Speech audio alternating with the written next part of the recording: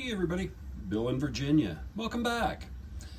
So starting this one off today with an unboxing.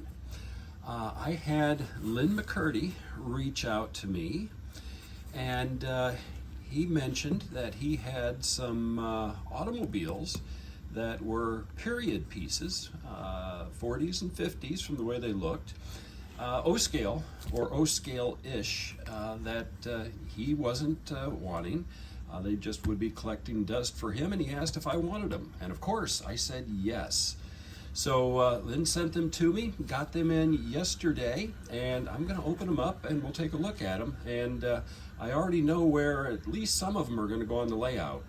And what I like to do is with my O-scale vehicles, automobiles and trucks, I like to change them out every once in a while. I've got some so that I can kind of keep the scene fresh and have some different positioning of vehicles. But let's see what we've got here, and once we get them out, I will get them on the layout and we'll take a look. So again, Lynn, thank you very much for your generosity, sir, and let's have some fun with these.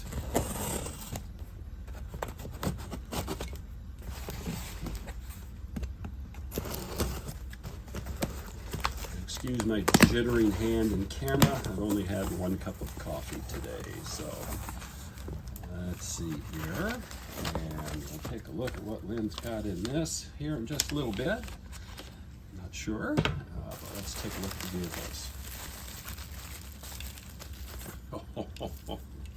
Nice, look at that. And these are generally an O-scale-ish size car. 1 to 38 scale, so a little bit bigger than O-scale, but not by much. There is a host of vehicles in here. Nice. That one definitely can fit on the layout.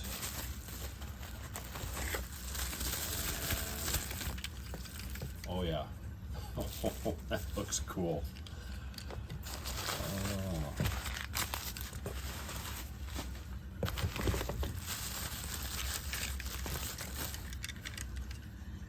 Actually, my dad had something very similar to this, and I can remember it when I was just a little itty-bitty guy, about 2. We didn't have it for very long, but that is a nice car. Oh yeah, that's a good one.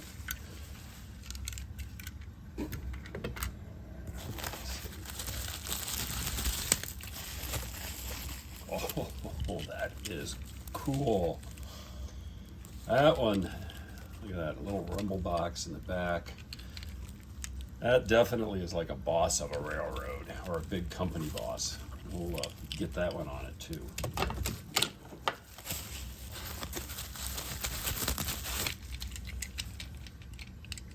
Yeah, nice. Nice. Running out of space to put them over here. One more. Oh, nice. That almost looks like a James Bond style car. That is cool. Lynn, again, thank you very much, sir. I'm going to put a few of these over on the layout, and we'll take a look at how the scene plays out with some of these vehicles in place. And again, I can change them out as I'm doing different things.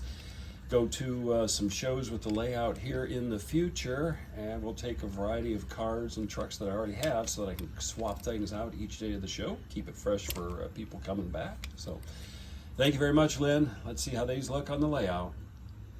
So in addition to the cars, Lynn sent a nice letter as well as a pin and a sticker for the High Desert Modular Model Railroad Club that Lynn is associated with. So again, Lynn, thank you very much. I know where I'm going to put the sticker and the pin.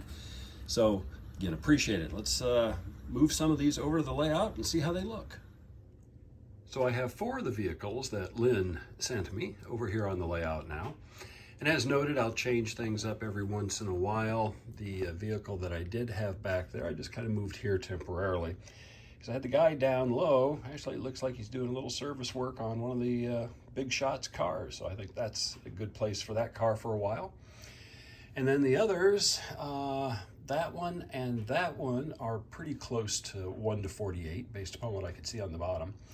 One's in the back, a little bit bigger, 1 to 38, 1 to 40, something like that.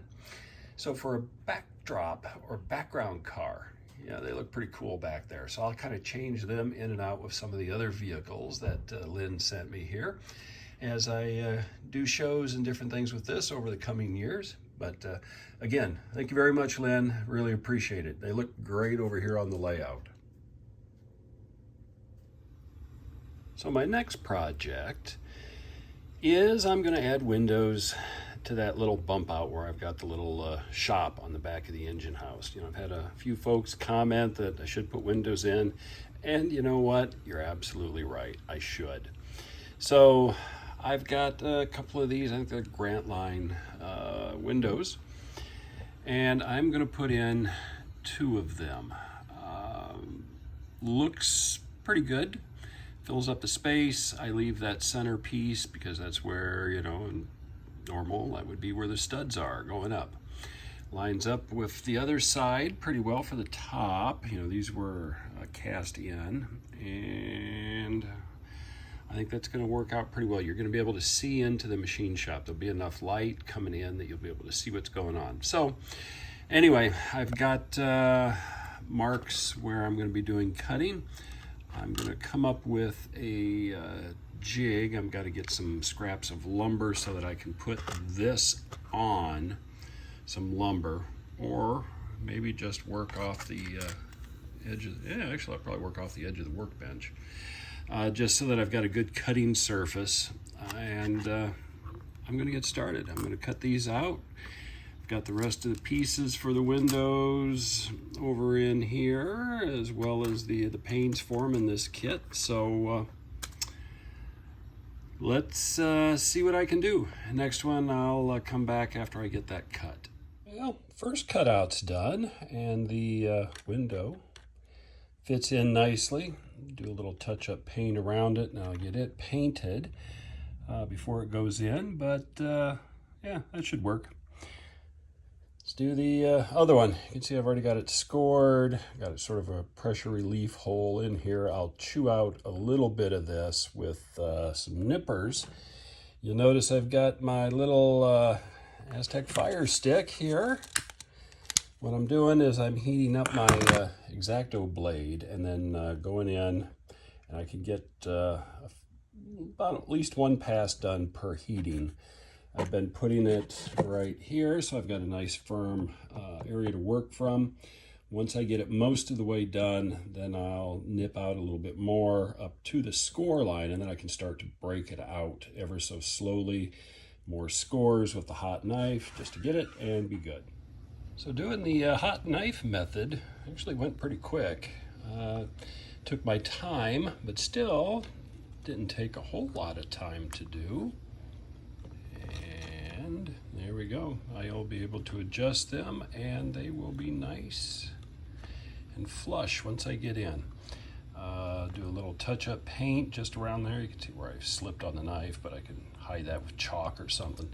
So I'll get these windows painted up, and yeah, it's going to work out pretty well.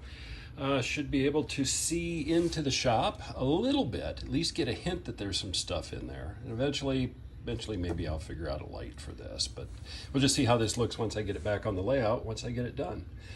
Start painting the windows and go from there. So windows are in place.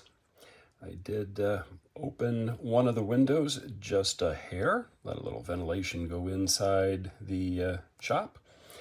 I'm going to put it back on the layout, and we'll take a look at it and see how it looks. Before I put it over, I will dust those casings around the window with some chalk just to make it blend, but otherwise I think it looks pretty good. We'll see how it looks on the layout here in just a minute. All right, with those windows in place, you can look in. You can see some equipment in there. You see the guy standing at the workbench. See the other windows. So I will figure out how to get a little LED in there to give me some light. I do think that's necessary. So what I probably will do is try to come up on the corner on the inside here, and then just have maybe a piece of brass run over, so that in the center of this I've got just a little LED dropping some light. Nothing fancy, something that you know, when I take this off you'll see it, but I think that will work. So think about doing that at some point here in the near future. So back over at the workbench on a cloudy Saturday afternoon here in Richmond. Here's some thunder. And I'm going to add a light to that little machine shop.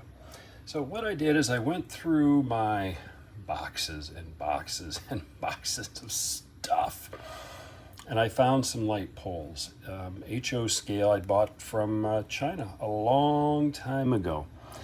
So I got looking at it, and yeah, there's the base. I ended up bending it. It's a metal tube, and then bent the lamp parts in LED.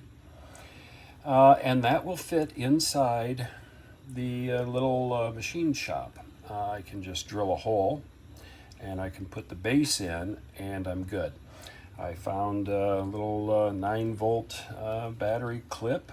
I hook it up and it does work. I honestly do not know what all voltages these things take, but it does not make the LED super bright. So I think 9 volts will work for what I'm going to do, because I'm making a little holder here. I will glue this to the inside of the fascia, just underneath the underneath that shop, because I've got my porthole. Well, actually the porthole would be about right here. So I can stick my hand in here, get hold of it, and I can bring my other hand up from underneath, and I can take the battery out, or I can put the battery in. I'm only going to have the battery in when I'm got it at a show. So I'm going to give this a shot and see if it serves the purpose. I was looking at Woodland Scenic's just plug and play stuff, and eventually, you know what, I might go that route. But for right now, one building, one light, I think this little setup will probably work for me. So I'm going to put it in, give it a test, and I will just leave the light on for a while, make sure I don't have a problem.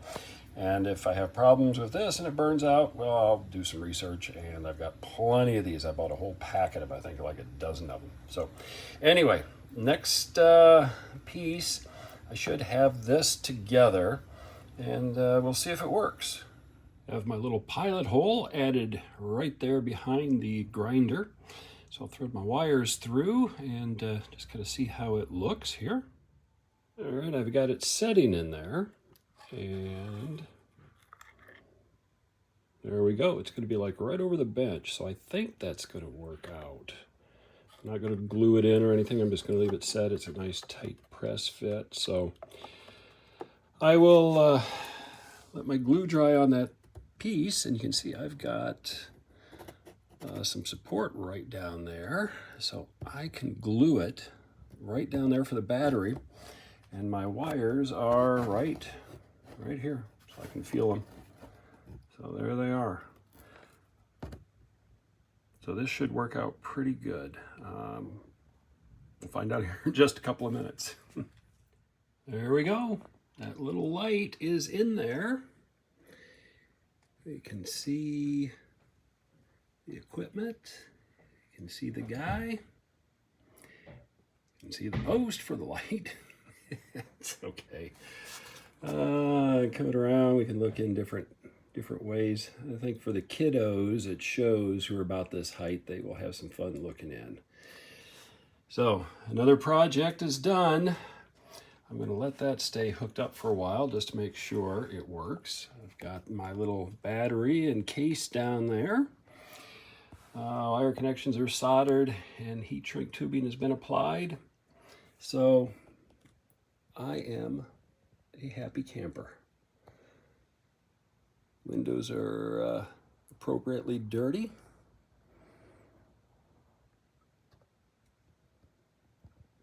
Yeah. kind of cool. Okay, I think with that, I am going to wrap up this episode. We'll see what I can get into next time. I might be still doing some more stuff with the O scale, or if it cools down and I can get some materials, I might be starting on the next HO scale piece. But regardless, keep having fun on your layouts. Until next time. One more little segment on this. If you remember in the last piece, you could really see light coming in there. So I came back in and added a slight filler strip, a little bit of black paper on the other side that can sort of wrap a little bit around the building. It's got most of it, a little light down at the bottom, but I can live with that. It does get rid of the vast majority of light that was coming through that joint between the shed and the main building. So now I'm happy. That makes a big difference. So with that, I'm done for this episode. Keep having fun on your layouts. Until next time.